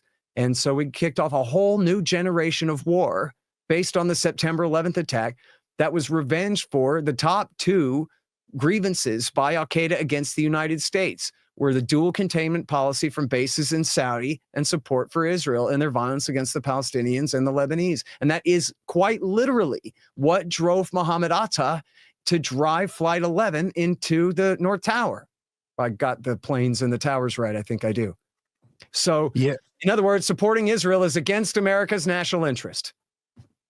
Yep, there you go. And that's not even without touching all the wars that followed Right. From that, which is really what, has really tremendously degraded the country. It's always it's funny that people so like when I was in my when I debated Josh Hammer at Princeton, and his big moment of the debate, I think the only moment that people claimed were like he landed a blow, which is so ridiculous, is what he asked me who I trust more, Benjamin Netanyahu or Osama bin Laden. So And weird. it's so weird. But as you've always said, as I've echoed many times, that it's like, look, even if nobody here is really making the argument that like we can read Osama bin Laden's mind, or that we can see into his heart and know what he really means. So even if you want to claim, which is not an unreasonable claim, that he didn't really mean any of that stuff, he's just using this, and he was a religious fanatic or whatever. It's like, okay, but why is he using this? Why is he using this? Because this is what will actually recruit people to be willing to blow themselves up. And I was trying to make this point in the Douglas Murray debate also, when I brought up the Stoltenberg, mentioning that he had sent a draft treaty to NATO in late 2001 and saying, listen, just put it in writing that you're not going to bring Ukraine into NATO and I won't invade the country. And they refused. And you're like, okay, so even if you're saying, if you want to say, which again, weirdly they go, so you trust Vladimir Putin, and then he claims that Vladimir Putin has said that he wants to reconstitute the Soviet Union, which by the way is not true. There's nobody can point to a quote where he's said that. He has said things about how sad it was that the Soviet Union collapsed or something like that. But number one, so you're just trusting what he said a different time. But even if you want to say that that's his true motivation, like you can see into his soul and we can't, that his true motivation is wanting to reconstitute the Soviet Union, it's like, so why not at least call his bluff then? Why not at least like put that into writing and then take away his major talking point? You know what I'm saying? Like, it just, even if what you're saying is correct, it still doesn't make any sense to give him this giant talking point where and give him this plausible case for why he felt that way. Yeah. None of it makes any sense. So I was just debating right before this show. I was debating with, there's always too many people on, but I was up against Alan Dershowitz, and we were talking about Mossad, but it kept getting diverted off onto Iran and their nuclear program and all this. And Dershowitz's point about Iran, of course, when he wasn't contradicting himself, is that they are implacable. They are an implacable enemy. There's nothing that you could ever do to reason with them. And this is the same thing that they said about David Koresh, and the same thing they said about Saddam Hussein, the same thing they say about Vladimir Putin, and against Osama bin Laden too. And the thing is, like, well, Koresh never murdered anybody, but for the rest of them, I think it's a perfectly acceptable standard. I'm not sure like where I learned this, but I think I like accepted this at boyhood when I was very young, that like, yeah, if somebody's a murderer, then that also means that their word is no good. Like, right. Okay, yeah, that's fair. You know what I mean? Like, yeah, I don't expect you to believe what a blood-soaked killer says. It's not a matter of, however, it's not a matter of believing them. It's a matter of, analysis here. Murray tried to pull this on you when you cited the former ambassador to Russia and then later CIA director warning Condoleezza Rice, don't offer NATO membership to Ukraine. It's going to cause Russia to react. And he goes, oh, now you believe the head of the CIA? Like he was whispering secrets in your ear, rather than this is a leaked document of him warning his superior why we should not do the foolhardy thing we're going to do. So it's not a matter of like, what planet are the aliens really from, Mr. CIA director? Tell me your secret, right? This is like, it has nothing to do with that at all. So it's the same thing with bin Laden. as you said, and this is absolutely the right answer. Here's a guy who killed 3,000 American civilians, or almost all of them civilians. And then he says he has reasons. Like, screw him. I don't even want to hear it. I don't care what he says his reasons are. But I do care what reasons he used to recruit 20 guys to hijack our planes and crash them into our targets. Because what matters there is what he said to them that was convincing. And that's where we go right back to what I was just telling you about Ramzi bin al-Shibh and Mohammed Atta. In bin Laden's declaration of war, he called us infidels and all of that stuff. But it starts with the Qana massacre, right? Yep. It starts with America helped Israel kill these babies, calling all who seek vengeance. And that was that's what right. it was about. That's right. And even the his later letter to America that went super viral a little over a year ago on TikTok, even in that one, where there will point to like there's some Islamist stuff in there for sure. And he talks about like Sharia law and all these things. But it opens with, why do we attack you? Simple. Because you attack us. I mean, you can't get away from that. It's right there at the beginning. And the other point I would add to this too is that it is, you know, this question of like trust. First off, the Murray thing, trying to get like, it's just so ridiculous. I mean, libertarians have an advantage because we're just more clear-headed on this stuff. But he's like, wait, so you're telling me you think the CIA should be abolished, but you're also telling me that it's important that the head of the CIA admitted that this was the real cause of the war? It's like, yes, I am telling you both of those things. I'm telling you both of those things are true. There's no contradiction between them. I'm blown away, man. Wow. Yeah, but you know, with this stuff with bin Laden, trusting bin Laden versus Netanyahu, you know, your point is well taken. If you're a murderer, you're way past the point of being a liar. That being said, they don't like to count state murder, but Benjamin Netanyahu's actually killed a whole lot more people than Osama bin Laden has. So he also loses credibility by that same standard. But the other thing is that, like, bombing tents, killing little babies. Yes, that's right. I was just reading about that this morning.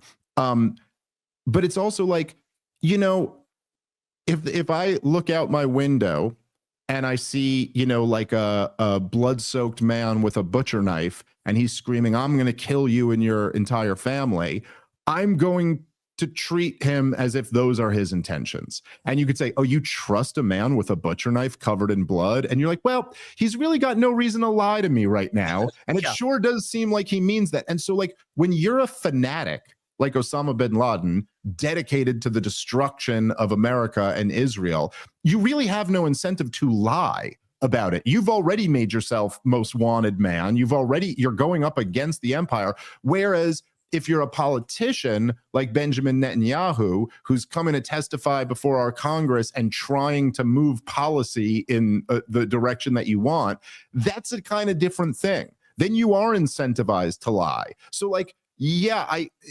it's not even a comment on like who's a better person or who's a worse person. It's just like these two men occupy different positions right now. And yes, I do think that Osama bin Laden, like, my best guess is like that he meant it when he said this. And my best guess is that Benjamin Netanyahu knew that Iran wasn't 5 years away from a nuke every single time he said it, and was still coming out and saying it because he was trying to move America's war policy toward toppling the mullahs.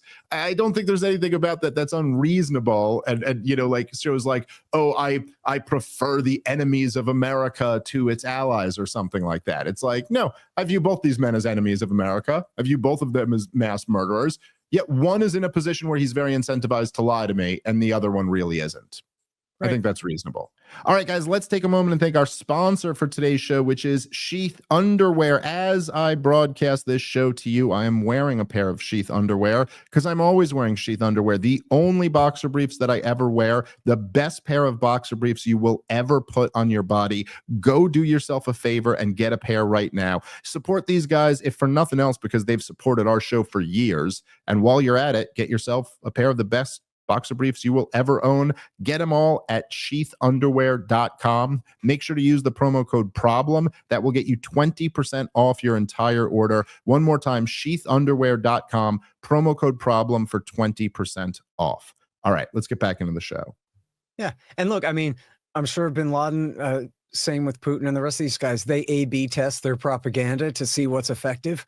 You know what I mean? So, yeah. Again, take their intent out of it and just look at what works. And, Michael Scheuer, the former chief of the bin Laden unit, and he's great to cite on this because, man, he's the former chief of the bin Laden unit. He goes, look, all through the 1990s. It's like, yeah. There's some religious mumbo jumbo mixed in there. But the argument explicitly and repeatedly was America bombs Iraq from bases in Saudi, and also the blockade is starving the civilian population with the embargo. They support Israel in their oppression of the Palestinians and the Lebanese. They support every dictator in the region, particularly King Abdullah and Hosni Mubarak in Saudi and Egypt, who they wanted to overthrow, the Al-Qaeda guys. Pressure on those dictatorships to rig oil prices to subsidize America's economy at their expense.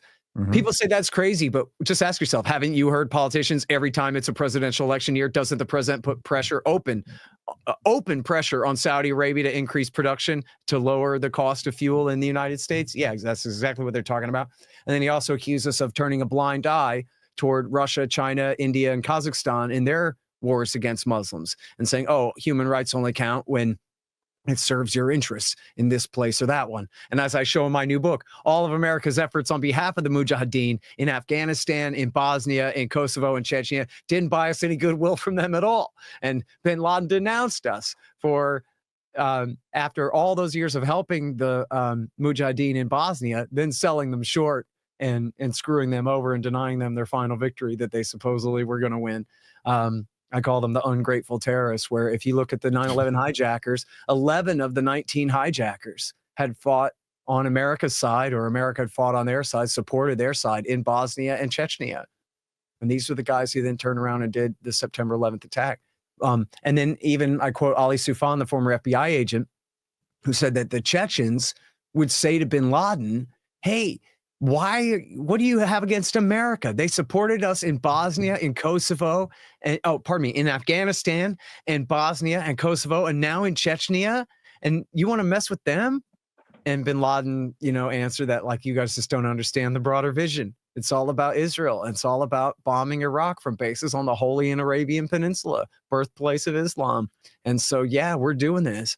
And then this is, of course, a big part of why the Americans didn't have their proper eye trained on their enemies, is because their enemies were their assets working for them. And particularly, isn't it interesting that particularly as you cover in the book and Provoked, there's a whole section on this, but on Chechnya, it's like, so we're backing the bin Ladenites in Chechnya, and not only does that not work to win us any favor with the bin Ladenites, but it really damaged our relationship with Russia. And in fact, this is one of the first things that Vladimir Putin brings up in his interview with Tucker once they start getting into it. And you could imagine, it's like, and like I knew this fact, and I guess I knew this, I think from reading your book is like the first I learned about Chechnya. I think you had told me about it, over the years, but I never really did a deep dive on it. There's a little enough already about it. But not that's right. You mentioned it in enough already, but there's more in depth in Provoked. But it wasn't until Vladimir Putin brought it up that you go like at least for me, that I really appreciated the weight of that.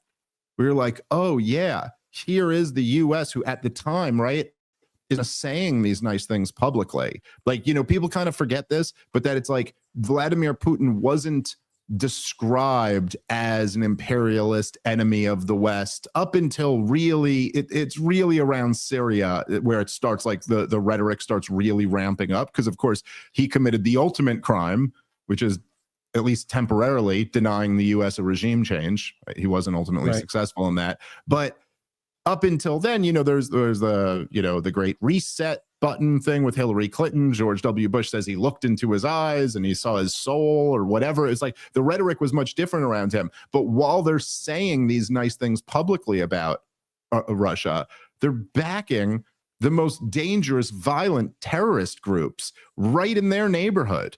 And like, what an unbelievable, we could forget all the other stuff. Just that, what a provocation that is. And so as a result, America gets the worst of all worlds. We still have these terrorists. We just now have more war-hardened terrorists.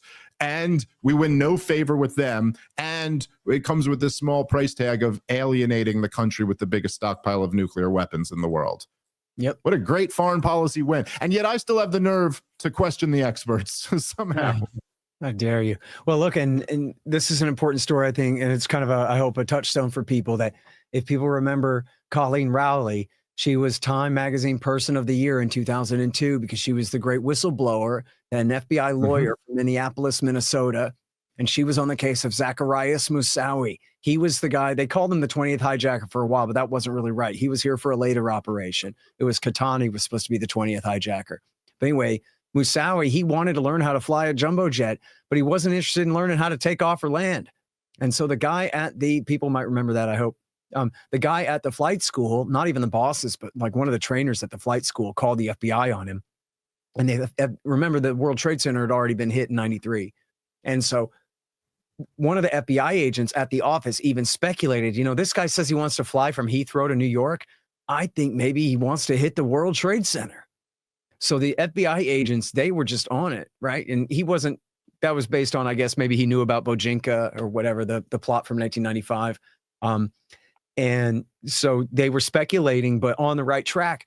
And then they went to get a FISA warrant, which has a much lower threshold than a regular probable cause search warrant. All they have to do is show the Foreign Intelligence Surveillance Court that they have a reason to believe that someone is an agent of a foreign power or a foreign terrorist group. It's like 99+% of the warrants are granted by the FISA courts. Yeah. Yeah, like they've only turned down 4 or 5 in their entire history, something like that.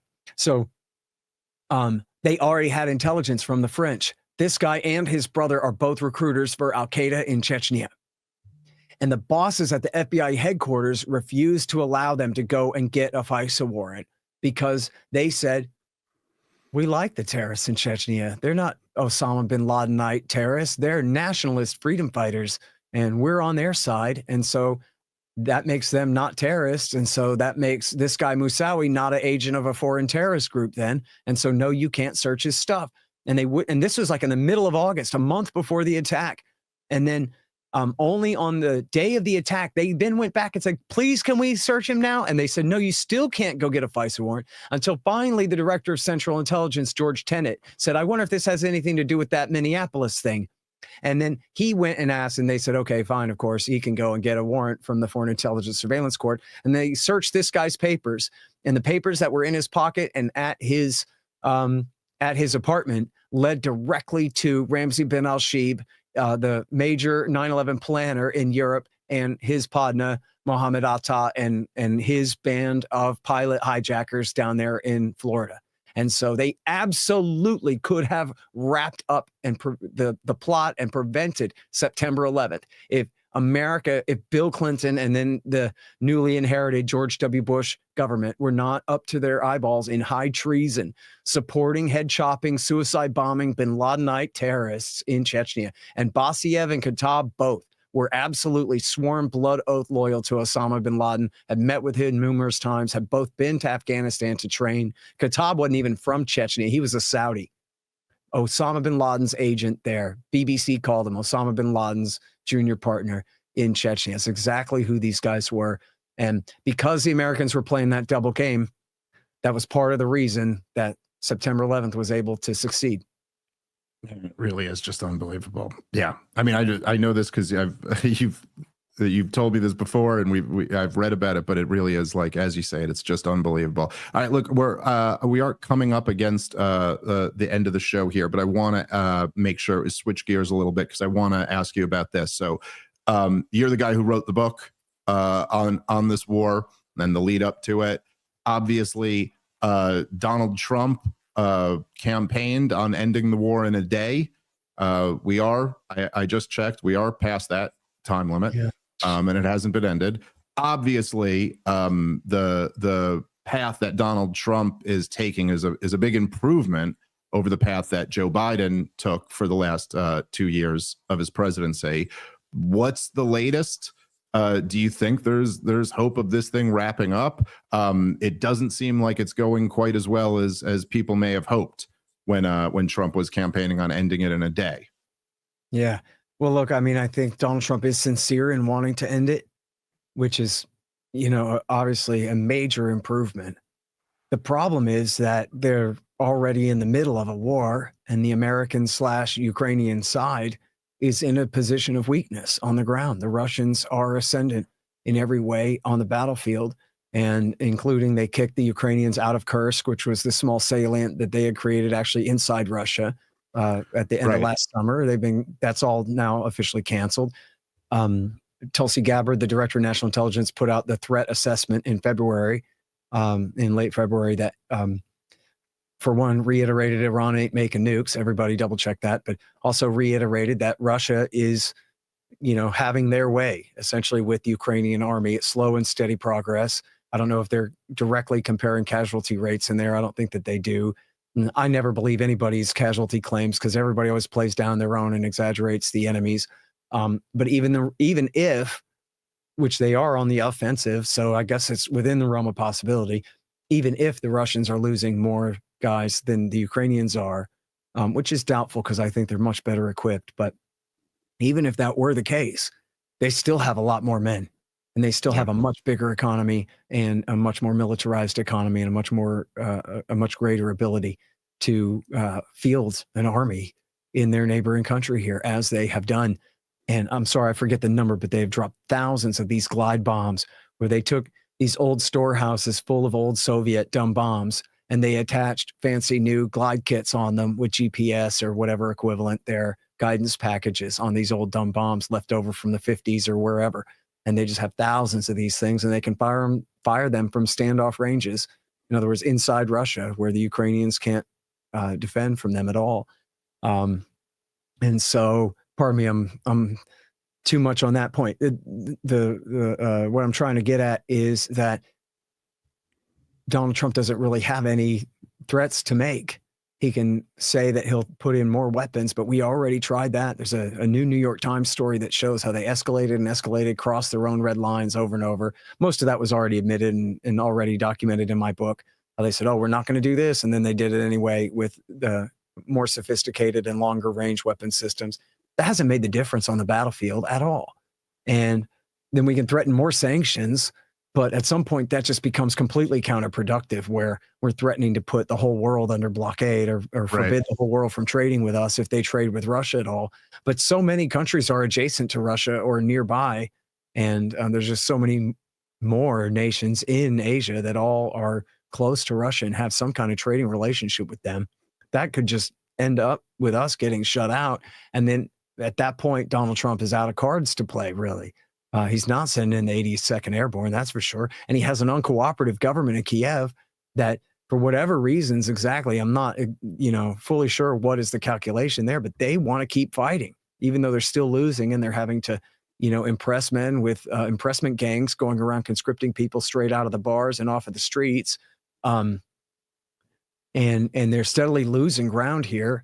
They're trying, I guess, to extort greater security guarantees from the Europeans, which, it's just a matter of logic, right? If Britain and France aren't willing to field an army in Ukraine right now to repel the Russians right now, then why would they be willing to do it in 5 years? If they have peacekeepers there, if Russia comes back, they're just going to hightail it and run. They're not going to bring their whole army. They don't have field armies really capable of bringing into Ukraine to fight anyway. So the security guarantees, de facto NATO membership from our European allied countries and all that, they're not going to stick. They're not going to be able to probably even win those concessions in the first place. And I doubt that even if they were able to, that they'd be meaningful at all. If we really meant to protect Ukraine, they would have already got membership in NATO and Article 5 guarantee, and we'd be at war with Russia right now. But nobody's doing that. Joe Biden on his worst day wasn't prepared to do that.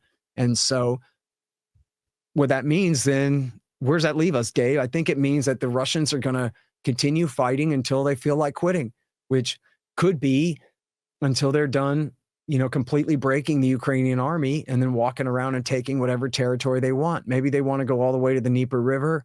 Maybe in the south, they want to go all the way and seize Odessa. That'd be a hell of a fight. But I don't know what Putin thinks about this. I know he joked around. They're like, yeah, Odessa's got nice weather there and stuff. But I know that there are people in Russian politics to his right who would be saying that, listen, we've come this far. we're not stopping. You better not stop short of Kharkiv and short of Odessa. These are historically Russian cities, and we're taking them back. And of course, there's that strip of land, remember, Transnistria on the Moldovan-Ukrainian border.